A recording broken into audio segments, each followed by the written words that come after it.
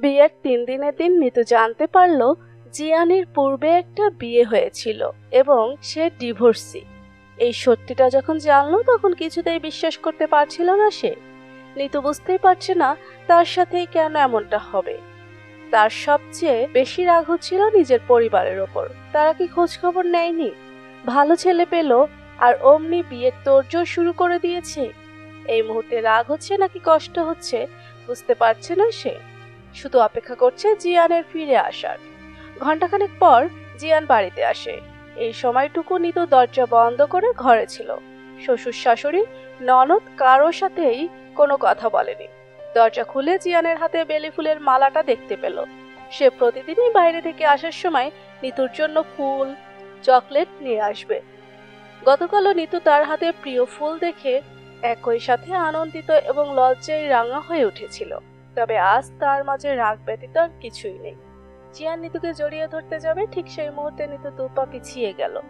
রাগে ফুঁসে উঠে বলল, একদম আমার সামনে আসবেন না বলে দিলাম, মিথ্যাবাদী, প্রতারক। জিয়ান অবাক হয়ে তাকিয়ে রয়েছে।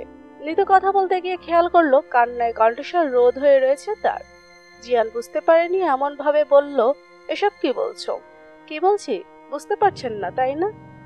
বলেই নিতু বালিশের নিচ থেকে ডিভোর্স পেপার আর কিছু ছবি জিয়ানের দিকে ছুঁড়ে মেরে বলল, এগুলো বোধহয় লুকিয়ে রাখতে ভুলে গেছিলেন আপনি।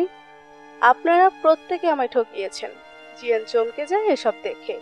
এগুলো নিতুর কাছে এলো কি করে? তবে সে কিছু বলতে পারল না। অপরাধীর মতো মাথা নত করে দাঁড়িয়ে রইল। নিতু আলমারি থেকে কাপড় চোপড় বের করে লাগেজ ভরতে শুরু করেছে। প্রতারকের সাথে সংসার করার তো কোনো মানেই হয় না। এই পর্যায়ে জিয়ান নিতুর হাত ধরে বলে, কাপড়ে লাগেজ ভরছো কেন? কোথায় যাবে তুমি? নিতু এক ঝটকায় হাত সরিয়ে দিল। কান্না করতে করতেই বলল, চলে যাচ্ছে এই বাড়ি থেকে। আপনার সাথে সংসার করা আমার পক্ষে সম্ভব না। আমার কথা শোনো। কোনো কথাই আমি শুনবো না। আগে শোনানোর কথা মনে হয়নি? কেন ঠকালেন আমায়? কেন লুকিয়েছিলেন আগের বিয়ের কথা? তুমি আগে শান্ত হও, আমি তোমাকে সব বলছি। আপনি আর একটা কথাও বলবেন না আমার সাথে। চিৎকার চেঁচামেচি শুনে বাড়ির লোকজন ওদের রুমে চলে এসেছে। নিতু তখনও কাপড় গোছাচ্ছিল। জিয়ানের বাবা জুবাইর রহমান তখন জানতে চাইলেন, কি হয়েছে? কাঁদছো কেন মা? কিছু কড়া কথা বলতে গিয়েও নিতু বলতে পারলো না, দমে গেল। কান্না গলায় আলা পাকিয়ে যাচ্ছে। অসহায় লাগছিল তার নিজেকে। ওর থেকে জবাব না পেয়ে তিনি জিয়ানকে জিজ্ঞেস করলেন, কি হয়েছে রে, বৌমা কাঁদছে কেন? জিয়ান মাথা নত করে দাঁড়িয়ে রয়েছে। নিতু ততক্ষণে লাগেজ নিয়ে বের হয়ে যাওয়ার জন্য উদ্যত হয়। পথ রোধ করে দাঁড়ায় জিয়ান। মিনতি করে বলে, প্লিজ নিতু, এভাবে চলে যেও না।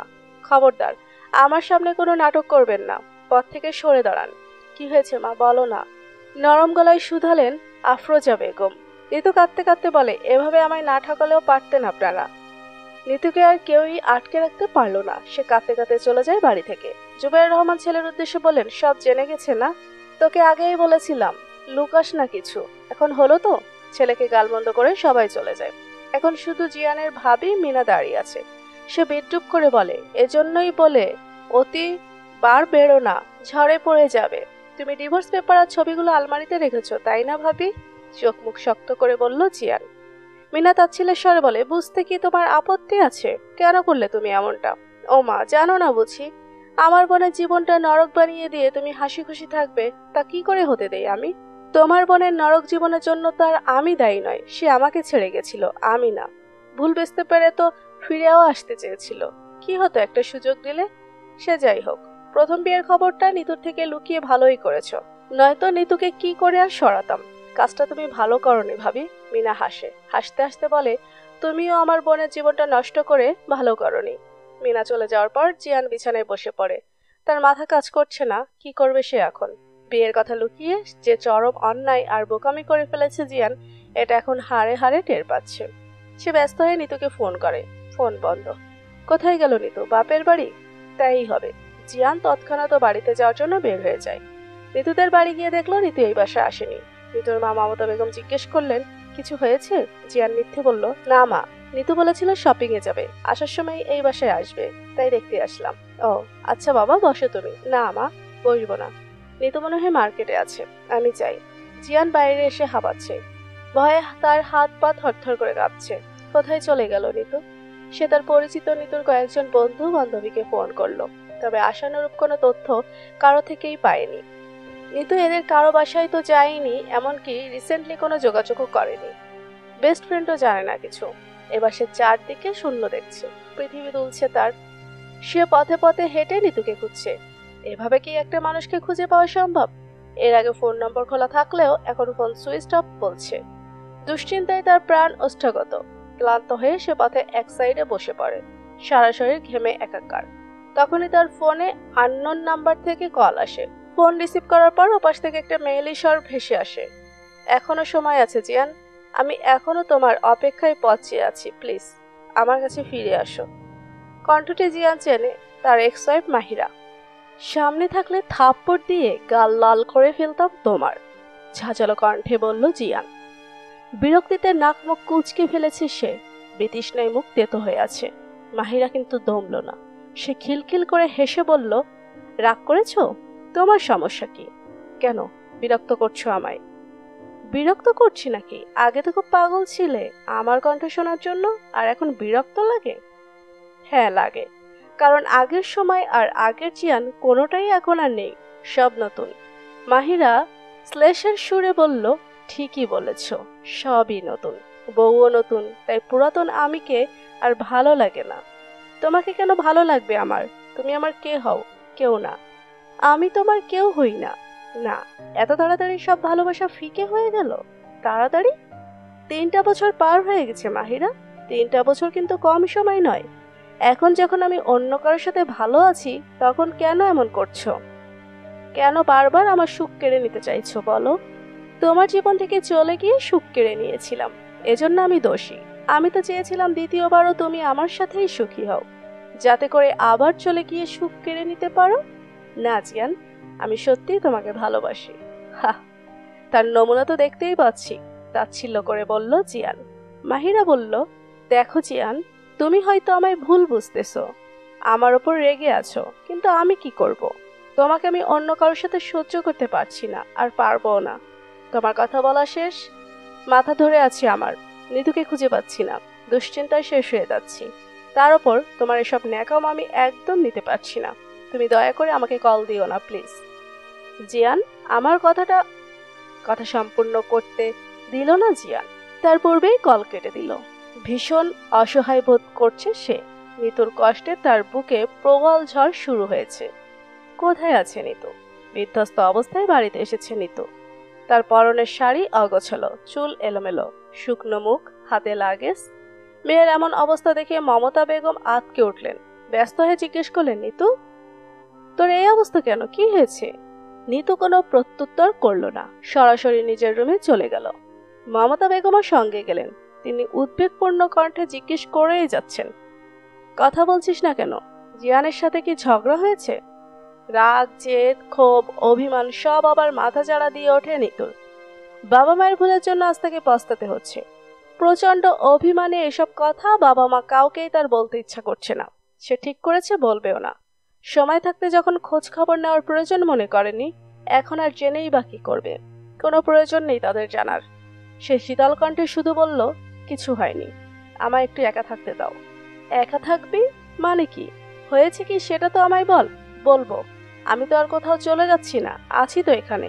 আগে ফ্রেশ হই, একটু রেস্ট নেই, তারপর বলি। তাছাড়া আহামরিও কিছু ঘটেনি। সত্যি তো? হ্যাঁ। ওই বাড়িতে সব ঠিকঠাক? ও, তাহলে জিহানের সাথেই ঝগড়া করে এসেছিস?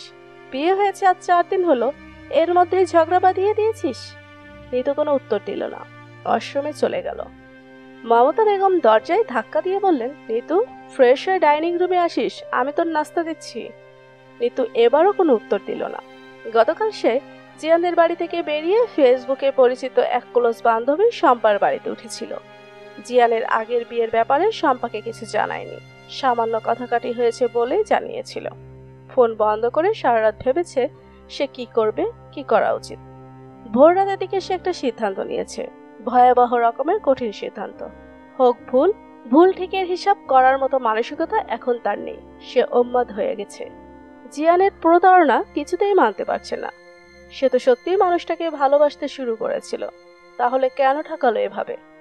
চাপা স্বভাবের অভিমানী নিতু এতটুকু বুঝেছিল তার সিদ্ধান্ত এখানে বাস্তবায়ন করতে গেলে শম্পা সহ তার বাকি রুমমেটরা ফেঁসে যাবে।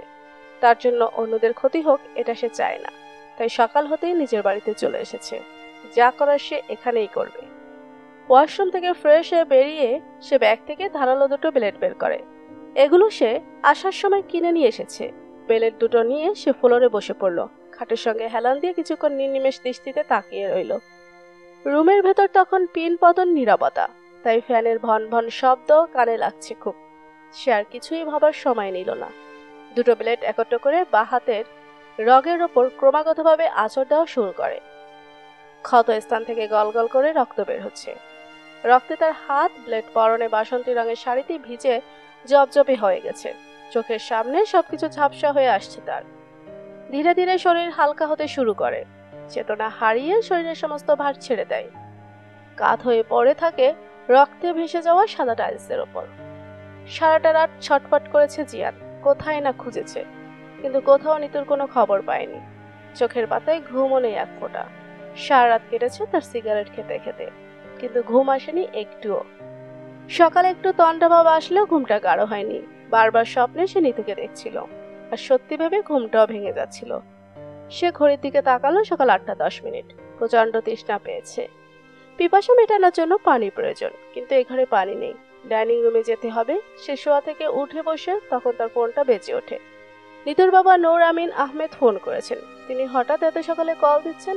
তাহলে কি ওই বাসায় জেনে গেছে নিতু যে নেই? দোনামনা হয়ে ভয়ে ভয়ে ফোন রিসিভ করলো জিয়ান। ওপাশ থেকে অনেকের একসাথে কান্নার শব্দ ভেসে আসে। ভয়ে তটস্থ হয়ে যায় জিয়ান, তার বুক কাঁপছে। নূর আমিন আহমেদ ক্রন্দনরত স্বরে বললেন, নিতু সুইসাইড করার চেষ্টা করেছে জিয়ান, হাত কেটেছে, ব্লিডিং হয়েছে অনেক। আমরা ওকে নিয়ে এখন হাসপাতালে যাচ্ছি। তুমি তাড়াতাড়ি তানহা হাসপাতালে চলে আসো। জিয়ান বাকরুদ্ধ হয়ে যায়। তার কণ্ঠ কথা বলার শক্তি হারিয়েছে।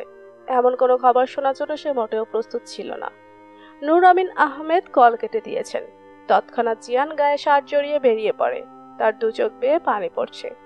ছেলে হয়েও সে কান্না আটকে রাখতে পারছে না। নিতুর এখন কি অবস্থা? ওর যদি কিছু হয়ে যায় তাহলে জিয়ান নিজেকে কি করে ক্ষমা করবে? একটা মিথ্যা কি এভাবে নিতুকে তার জীবন থেকে কেড়ে নেবে? জিয়ান যতক্ষণে হাসপাতালে পৌঁছলো ততক্ষণে নূর আমিন আহমেদ এবং বড় মেয়ে মিতুর স্বামী শোভন হন্যে হয়ে রক্তের সন্ধান করছিলেন। ফোনে কারোর সাথে রক্তের জন্যই কথা বলছিলেন নূর আমিন আহমেদ। জিয়ান এগিয়ে গিয়ে ভয়ার্ত কণ্ঠে শুধালো, বাবা নিতু কোথায়? কান থেকে ফোন নামিয়ে রাখলেন তিনি। ব্যস্ত ভঙ্গিতে বললেন, 3 ব্যাগ ও নেগেটিভ রক্ত লাগবে জিয়ান, ইমার্জেন্সি। জিয়ান আর কথা না বাড়িয়ে সঙ্গে সঙ্গে ওর কাছের 2 বন্ধুকে ফোন করলো, যাদের রক্তের গ্রুপ ও নেগেটিভ। ফোন পেয়ে ওরা তৎক্ষণাৎ ছুটে আসে। এখন আরও 1 ব্যাগ রক্ত প্রয়োজন। হাসপাতালের এমডি এসে জানালো তাদের হাসপাতালের একজন ওয়ার্ড বয় রক্ত দিয়েছে। হাঁপ ছেড়ে বাঁচলো নিতুর পরিবার। নিতুর মা শাড়ির আঁচলে মুখ গুজে কাঁদছেন। মিতু তাকে কোনোভাবেই শান্ত করতে পারছে না। শোভন আছে শ্বশুরের সাথে। জিয়ানের মনের ভেতর ভয় এবং আশঙ্কা। এখনো কেউ কিছু জিজ্ঞেস করেনি, কিন্তু যখন জানতে চাইবে নিতুর সাথে তার কি হয়েছিল, কেন নিতু এমন একটা ডিসিশন নিয়েছে, তখন সে কি উত্তর দিবে? জিয়ান আগে বাড়িতে ফোন করে ঘটনাটি জানালো। এরপর গিয়ে দূরে প্যাসেজ ওয়েতে একা বসলো। মাথার ভেতর যন্ত্রণা হচ্ছে খুব। নিজের ভুলের জন্য নিতুকে এখন কষ্ট পেতে হচ্ছে। সে 2 হাতে মুখ ঢেকে ঝুঁকে বসে। নিতুকে পাওয়ার জন্য এই কথা লুকানো ছাড়া তার কাছে আর কোনো রাস্তাও ছিল না। তখন 3 মাস আগের কথা। বন্ধু আসিফের বোনের বার্থডে পার্টিতে গিয়েছিল জিয়ান। সেখানে নিতুকে সে প্রথম দেখেছিল। লাল রঙের সুন্দর একটা গাউন পরেছিল নিতু। জিয়ানের সবচেয়ে অপছন্দের রং ছিল লাল, কিন্তু সেদিন যেন সে লাল রঙেই মুগ্ধ হয়েছিল। তার বারংবার মনে হয়েছিল লাল রং ছাড়া নিতুকে ঠিক মানাতো না। হাস্যোজ্জ্বল নিতুর প্রেমে সেদিনই সে ডুবেছিল। খোঁজ খবর নিয়ে জানতে পারলো নিতুর বাবা মায়ের ভীষণ বাধ্যমে। কোনো সম্পর্কে না থাকলেও তার পেছনে অনেক ছেলের লাইন রয়েছে, যাদের কেউ কেউ জিয়ানের থেকেও বেটার। সে ভয়ে ছিল নিতুকে তার ভালোবাসার প্রস্তাব গ্রহণ করবে। সম্ভাবনা ছিল খুবই ক্ষীণ। অন্যদিকে তার ছিল অভিশপ্ত এক অধ্যায়, যেই অধ্যায়ের নাম মাহিরা। জিয়ান ডাক শুনে অতীতের ভাবনা থেকে বেরিয়ে আসে জিয়ান। ঝাপসার দৃষ্টিতে তাকিয়ে দেখে ওর বাবা মা এসেছে। বিয়ান কোথায়? জিজ্ঞেস করলেন জুবায়ের রহমান। জিয়ান নির্লিপ্ত গলায় বলল, 2 তলায়। তুই এখানে একা বসে আছিস কেন? তোমরা যাও, আমি আসছি। নিতুর সাথে নূর আমিন আহমেদের কথা হয় 2 ঘন্টা পর। সে এখন কিছুটা সুস্থ আছে। বাইরে জিয়ান ও নিতুর শ্বশুর শাশুড়ি দাঁড়িয়ে আছে। দুই পরিবারের কেউই এখনো মুখোমুখি কোনো কথা বলেনি। নূর আমিন আহমেদ আগে নিতুর থেকে সবটা শুনতে চান। তিনি বসে আছেন এখন মেয়ের শিওরে। মারে, কেন তুই এই কাজটা করতে গেলি বলতো? বিমর্ষ হয়ে শুধালেন তিনি। নিতু অভিমান দৃষ্টি তাকিয়ে বলল, ঠিকই তো করেছিলাম। কেন আমায় হাসপাতালে এনেছো? কি হয়েছে? আমায় খুলে বল মা। কিছু বলার নেই তো? আমি বোঝা হয়ে গেছিলাম তোমাদের কাছে, তাই না? এটা তো আমাকে বললেই পারতে, আমি চলে যেতাম অন্য কোথাও। থেমে থেমে কথাগুলো বলল নিতু। এসব তুই কি বলছিস মা? তুই আমাদের কাছে বোঝা হয়ে গেছিলি? তোকে কি আমরা কম ভালোবাসি? হ্যাঁ হ্যাঁ, বোঝাই গেছিলাম। তাই তো আপদ দূর করতে খোঁজ খবর না নিয়েই বিয়ে দিয়ে আমায় দূর করেছো। জিয়ানের সাথে কিছু হয়েছে মা? আমায় বল না। আব্বু তুমি যাও প্লিজ, আমার কথা বলতে ভালো লাগছে না। আর হ্যাঁ, ওই মানুষটা যেন আমার সামনে না আসে। মিতু ইশারায় তাকে বাইরে চলে যেতে বলে। নূর আমিন আহমেদ তবুও কিয়ৎক্ষণ বসে থেকে বাইরে চলে গেলেন। মিতু পাশে বসে মাথায় হাত বুলিয়ে জিজ্ঞেস করলো, জিয়ানের সাথে কি ঝগড়া হয়েছে? আমায় বলা যাবে? নিতু একথার কোনো উত্তর না দিয়ে বলল, আমি বাসায় যাব কবে? কাল। বাইরে চেঁচামেচির শব্দ শুনে মিতু দৌড়ে বাইরে গেল। নূর আমিন আহমেদ রেগে মেগে বারবার জিয়ানের দিকে তেড়ে যাচ্ছে। শোভন তাকে আটকে রেখেছে। সম্মুখে মাথা নত করে দাঁড়িয়ে আছে জিয়ান। নূর আমিন আহমেদ ক্ষুব্ধ হয়ে বললেন, এত বড় প্রতারণা কেন করলেন আপনারা আমাদের সাথে? বিয়ের ব্যাপারটা কেন আগে জানাননি? তাহলে আজ আমার মেয়ের এই দরুণ দশা দেখতে হতো না। জুবায়ের রহমান মাথা নত করেই বললেন, জিয়ানের সাথে সায় দেওয়া আমাদের উচিত হয়নি ভাই, কিন্তু এখন তো কিছু করার নেই। কেন কিছু করার থাকবে না? নিতু যদি না চায় তাহলে এই সংসার করবে না। মমতা বেগম স্বামীকে থামিয়ে বললেন, আহ থামো তো, সংসার ভাঙা কি মুখের কথা? এটা হাসপাতাল, এখানে এসব নিয়ে ঝামেলা করো না। নিতুকে নিয়ে আগে বাসায় যাই, তারপর একসাথে বসে এসব নিয়ে কথা বলা যাবে। শোভন এবং মিতুও তাতে সায় দিল। জিয়ান মিতুর হাত ধরে অনুরোধ করে বলল, নিতুর সাথে একটু কথা বলবো আপা। নিতু তোমার সাথে কথা বলবে না আপা, প্লিজ, বেশি সময় নেব না। জিয়ানের আকুতি মিনতি শুনে রাজি হলো মিতু। কেবিনে প্রবেশ করতেই নিতু প্রচন্ড রেগে যায়। আমি বলেছিলাম ওনাকে আমার সামনে না আনতে, কেন এনেছিস তাও? মিতু শান্ত কণ্ঠে বলল, ও কি বলে শোন একটু, মাথাটা ঠান্ডা কর। আমার কারো কোনো কথা শোনা লাগবে না, তার সংসার আমি করব না। নিতুর রাগ কমছে না দেখে জিয়ান কেবিন থেকে বেরিয়ে গেল। উত্তেজিত নিতু কি থেকে কি করে ফেলবে তার কোনো ঠিক নেই। রাতে শোভন, জিয়ান আর মমতা বেগম হাসপাতালে রয়ে গেলেন। সারা রাত জেগে থাকায় তন্দ্রাভাব চলে আসে মমতা বেগমের। তিনি নিতুর পাশের বেডে শুয়ে পড়েন। শোভন ঘুম ঘুম চোখে তাকিয়ে বলে, চলো চা খেয়ে আসি। জিয়ান বলল, আপনি যান ভাইয়া, আমি এখানেই থাকি। অজ্ঞতা শোভন একাই চলে গেল। চা খেয়ে যখন ফিরে এলো, জিয়ান সেখানে নেই। সে কেবিনে একবার উকি দিয়ে চমকে গেল, নিতুও নেই। শাশুড়িকে ঘুম থেকে ডেকে তুলল সে। জিজ্ঞেস করলো, মা, নিতু কোথায়? ভয়ে আতকে উঠলেন মমতা বেগম। জিজ্ঞেস করলেন, নিতু কোথায় মানে? এখানেই তো ছিল। দুজনে মিলে বাইরে বেরিয়ে আসে। শোভন রিসিপশনে গিয়ে জিজ্ঞেস করতেই একজন রিসিপশনিস্ট বলেন, স্যার, একটু আগেই তো তার হাজবেন্ড হাসপাতালের সব বিল পে করে তাকে নিয়ে গেল, আপনারা জানেন না? শোভন হা হয়ে যায় কথা শুনে। পকেট থেকে ফোন বের করে শ্বশুরকে ফোন করার জন্য। তখন এসে জিয়ানের মেসেজ দেখতে পায়, ভাইয়া, নিতুকে আমি নিয়ে গেলাম। কোথায় যাচ্ছি সেসব এখন বলবো না, কিন্তু নিতুকে ছাড়া আমি থাকতে পারবো না। আর একবারও বাড়িতে চলে গেলে আমার কাছে আসবেও না। তাই এভাবে কাউকে কিছু না বলেই নিয়ে যেতে হলো। আপনারা কেউ চিন্তা করবেন না, আমি ওর খেয়াল রাখবো। সকালে সূর্যের মিঠে আলো চোখে মুখে পড়ায় ঘুম ভেঙে গেল মিতুর। সে চোখ মুখ কুঁচকে উঠে বসলো। ঝাপসা দৃষ্টিতে চারদিকে চোখ বুলিয়ে বোঝার চেষ্টা করলো এই মুহূর্তে সে কোথায় আছে। এটা তো হাসপাতাল নয়। পরিপাটি করে গোছানো রুম, জানালার কাঁচ খোলা। মৃদু বাতাসের তোড়ে জানালার শুভ্র রঙা পর্দাটি বিরতিহীন নড়ছে। বাবা মা কি তাকে বাড়িতে নিয়ে এসেছে? কিন্তু এটা তো তার বাড়ি নয়, তার রুমও নয়। তবে সে খুব সাবধানে বিছানা থেকে নেমে জানালার কাছে গেল। বাইরে চোখ রাখতেই দূর দূরান্তে শুধু গাছপালা এবং অদূরে কিছু বাসা দেখা যাচ্ছে। তবে সে যেখানেই এখন থাকুক না কেন, এই বাড়িটা তার পরিচিত নয়, এমনকি এই জায়গাটিও নয়। দরজা খোলার শব্দ পেয়ে সে পেছনে ফিরে তাকালো। জিয়ানকে দেখেই তার মাথা ফের গরম হয়ে যায়। দিশেহারা হয়ে পড়ে সে। ক্ষিপ্ত কণ্ঠে বলে, আপনি? জিয়ান কি বলবে বুঝতে পারছে না। নিতুর চোখের দিকে তাকানোর সাহসও তার নেই। তবুও সে সংকোচের সহিত অপরাধীর ন্যায় নিতুর চোখের দিকে তাকালো।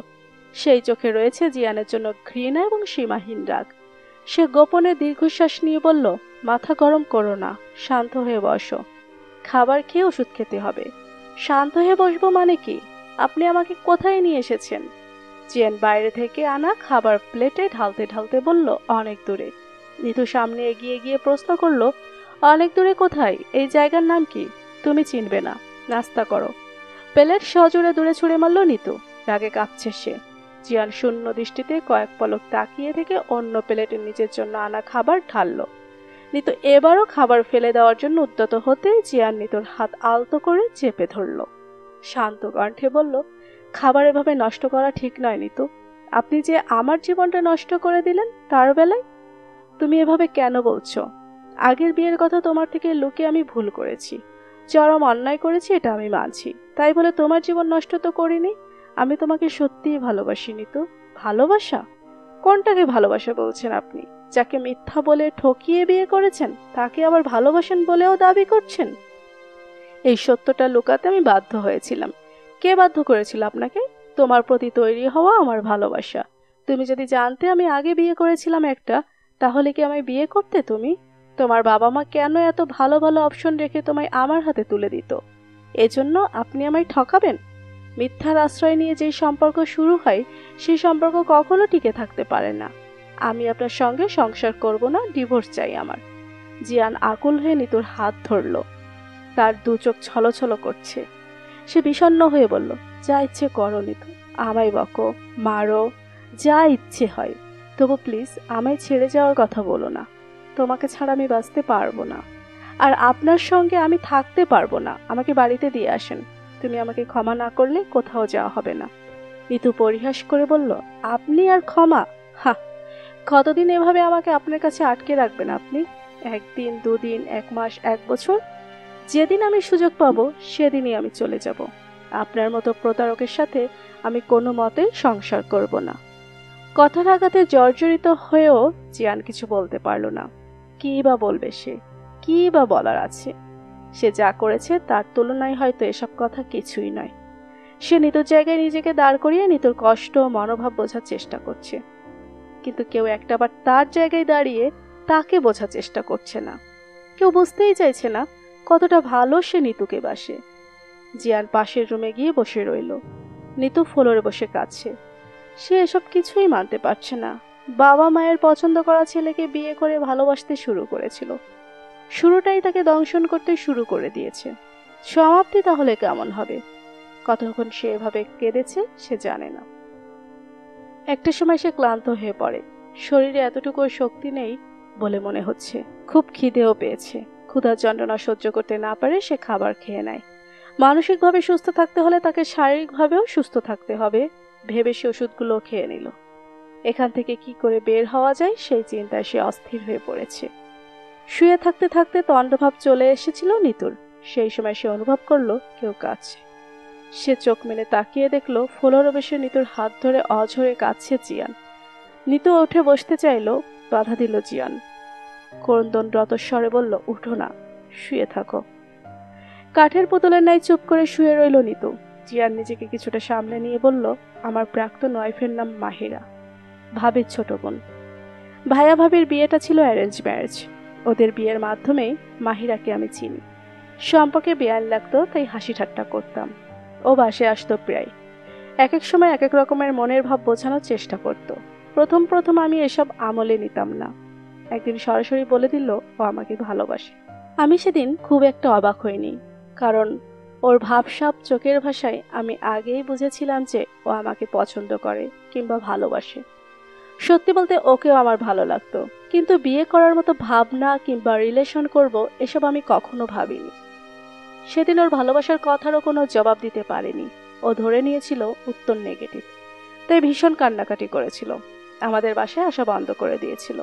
আমার ফোন ধরতো না, মেসেজের রিপ্লাই করতো না।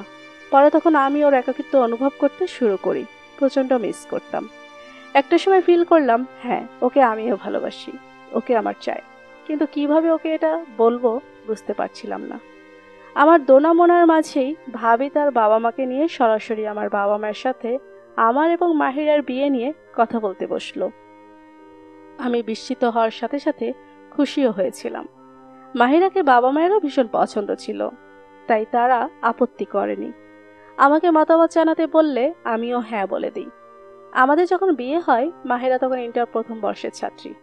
বিয়েটা হলো একদম ঘরোয়া ভাবে, মানে দুই পরিবার আর আমার খুব কাছে দুই বন্ধু ছাড়া আর কেউ জানতো না, এমনকি পাড়া প্রতিবেশীরাও নয়। কথা ছিল মাহিরার ইন্টার কমপ্লিট হলেই অনুষ্ঠান করে বিয়ে হবে আর তখনই সবাইকে জানানো হবে। বিয়ের পর সময়টা যাচ্ছিল স্বপ্নের মতো। আমি নিজেই তখন ওর চেয়ে বেশি পাগল হয়ে গেছিলাম। সারাক্ষণ ওর কথা ভাবতাম, ওর সাথে কথা বলার জন্য অপেক্ষার প্রহর গুনতাম। এমনভাবে ওর মাঝে বিলীন হয়ে গিয়েছিলাম যে তখন আমি মাহিরা ছাড়া আর কিচ্ছু বুঝতাম না। ও সেকেন্ড ইয়ার ওঠার পর সব এলোমেলো হতে শুরু করে। অন্য ছেলের সাথে সম্পর্কে জড়ায়, কল ওয়েটিং পেতাম, ভীষণ ব্যস্ততা দেখাতো। সম্পর্কের কথা জানার পর ওকে এই ব্যাপারে জিজ্ঞেস করলে সরাসরি আমায় বলে দিয়েছিল ওর নাকি এখন আর আমাকে ভালো লাগে না, আমার সাথে সংসার করবে না। কত হাতে পায়ে ধরে কেঁদেছি, তবু ওর মন গলাতে পারেনি। দুই পরিবারে কেউই ওকে ওর সিদ্ধান্ত থেকে টলাতে পারেনি। কেউ থাকতে না চাইলে তো আর জোর করে তাকে রাখা যায় না, তাই ওর ইচ্ছাতেই ডিভোর্স হয়ে গেল আমাদের। আমি হয়ে গেলাম ছন্নছাড়া। কি করি না করি নিজেরই কাজের কোনো ঠিক ঠিকানা নেই। মা কান্নাকাটি করতো ভীষণ। মাস 1 যাওয়ার পর ভাবলাম নিজেকে আবারও গুছিয়ে নেওয়া প্রয়োজন এবং আর কোনো নারীকে জীবনে ঠাঁই দেব না। আমার এই সিদ্ধান্তে আমি ততদিন পর্যন্ত স্থির থাকতে পেরেছিলাম যতদিন আমি তোমায় দেখিনি, তোমায় চিনতাম না। আসিফের বাসায় লাল ড্রেস পরা তোমাকে দেখে আমার কি যে হয়ে গেল আমি বুঝতেই পারিনি। নতুন করে ভালোবাসা জন্মাতে শুরু করলো মনে। অনেকবার চেষ্টা করেছি তোমাকে মাথা থেকে ছেড়ে ফেলার, কিন্তু পারিনি। তোমার সম্পর্কে খোঁজখবর নিয়ে বুঝলাম তুমি রিলেশনে কখনো রাজি হবে না। সত্যি বলতে রিলেশনে আমিও আগ্রহী ছিলাম না।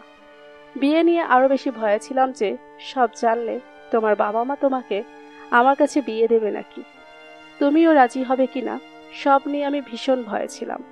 আর তাই বাধ্য হয়েই আগের বিয়ের কথাটা লুকিয়েছিলাম। একসঙ্গে এতগুলো কথা বলে থামলো জিয়ান। কয়েক সেকেন্ড পর মৌনতা কাটিয়ে নিতু কঠিন স্বরে বলল, প্রতারকের কোনো ক্ষমা হয় না।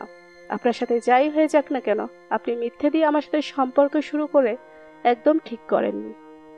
যতটা মনে জায়গা করে নিয়েছিলেন তার চেয়ে অধিক তাড়াতাড়ি মন থেকে উঠে যাচ্ছেন। আপনাকে আমি সহ্য করতে পারছি না।